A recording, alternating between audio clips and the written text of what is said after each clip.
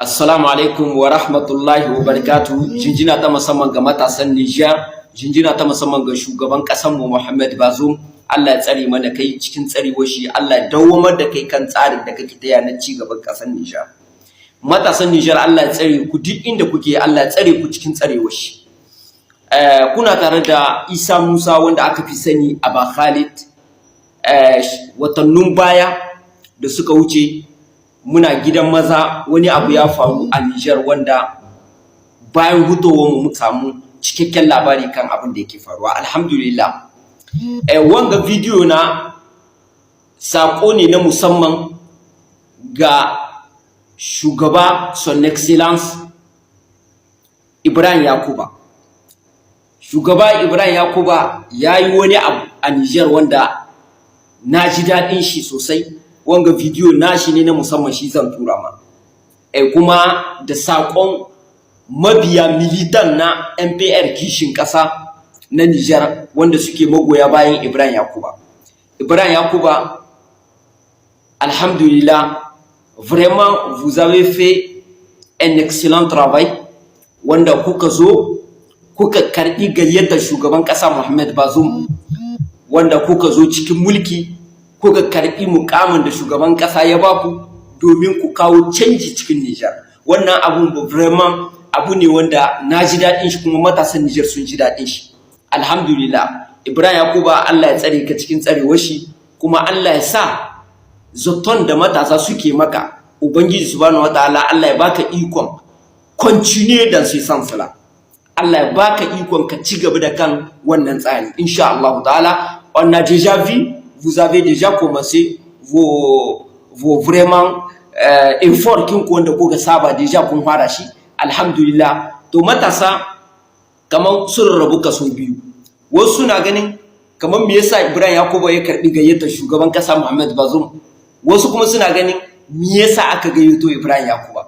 To Ibrahim Yakuba, shugaban kasa Muhammad Bazoum, dukkan su mutane ne jarumai guda biyu wanda ba tsohin kuraye bane. Duk duniya ta san su da mutane ne wanda suke da kyakkyawan guri ga Nijar gaba daya na sauya Nijar.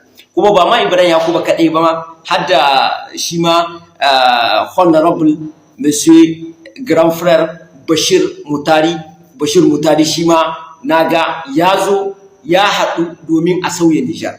Allah ya bar mana ku, Allah ya tsare ku cikin tsarewar shi. To abin da nake so in kwatanta ma matasa anan shine shugaban kasa Muhammad Bazoum, shi Niger ne a gaban shi.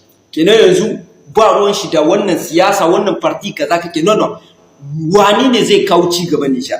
Saboda ku duba mukamin da aka ba ma Ibrahim Yakuba.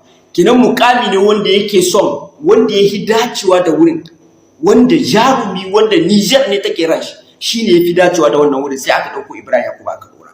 Alhamdulillah, shi ma Ibrahim Yakuba, alhamdulillah, sai ya karbi gayyata kuma ya zo aka dama da shi domin ya canza Niger. To matasan Nijar, ku gode ma shugaban Ibrahim Yakuba, ku gode ma shugaban ƙasa Muhammad Bazoum, ku gode ma dukkanin shugabanni wanda suka zo tare da shugaban ƙasa Muhammad Bazoum domin su sauya Nijar. Shugaban ƙasa Muhammad Bazoum hannun shi a buɗe suke ga duk wani mutum wanda yake son ya kawo ci gaba a Nijar. Alhamdulillah. Sakona na ƙarshe, abin da yake kawo cece kuce kwanakin baya akan abinda magana da shugaban kasa Muhammad Bazoum yayi dangane da wasu ayoyi da ya jawo cikin suratul Nisa dangane da yawan aure da yawan abubuwa haka da misali. To kamar matasa sun ɗauki wannan ayoyin, har da wasu malamai ma suna raddi ga shugaban kasa. To alhamdulillah, ni dai a matsayina na ɗan Nijar, abinda zan ce a nan wurin, ni alfahari ne ke da shugaban kasa Muhammad Bazoum. A tarihin Nijar, shekaru da ɗari da suka wuce, babu wani shugaban ƙasa wanda ya huto bisa mambari, bisa kujera, wanda zai ma yi tunanin ya karanta Kur'ani, ba mu gan shi ba. Barantana ma a ce har ma ya ɗauko Kur'ani ko da kuskure a cikin aya ko da kuskure wurin karanta ta. Wanda ya ɗauko Kur'ani ma ya yi niyyar karanta ta, wannan shi ma abin alfahari ne a gare mu. Har wa'inda suke kurin su malamai ne a Nijar cikin shugabanni, babu wani shugaba da yayi alfahari cewa ya zo ya karanta Qur'ani. to kenan wannan kada ya ishe mu tarihi kuma abun alfahari a gare mu. Shi ko da yaushe yana kokarin ma ya karanta Qur'ani, kenan wannan abun alfahari ne, c'est une fierté pour nous vraiment. Ni dai ra'ayina ne wannan. Muhammad Bazoum wannan tarihi ne ma ya kawo a Niger, wanda shine malami guda ɗaya tak a Niger wanda zai ɗauko Qur'ani ya karanta ta. Wannan abun alfahari ne a gare mu.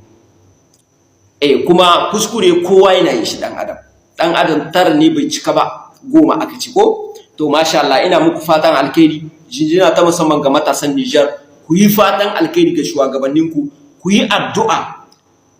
Tsine ma shugaba ko zagin shi ma bai cikin musulunci ma gaba daya. Ku yi fatan Allah ya shirye su kawai, Allah ya shirye su, Allah ya dora su kan diga-digai na imani, Allah ya dora su kan gaskiya. Da addu'o'inku sai ku ga abubuwa da yawa sun sauya. Ina muku fatan alkhairi, jinjina ta musamman ga matasan Niger. Assalamu alaikum wa rahmatullah. Kuna tare da naku Aba Khalid. Assalamu alaikum.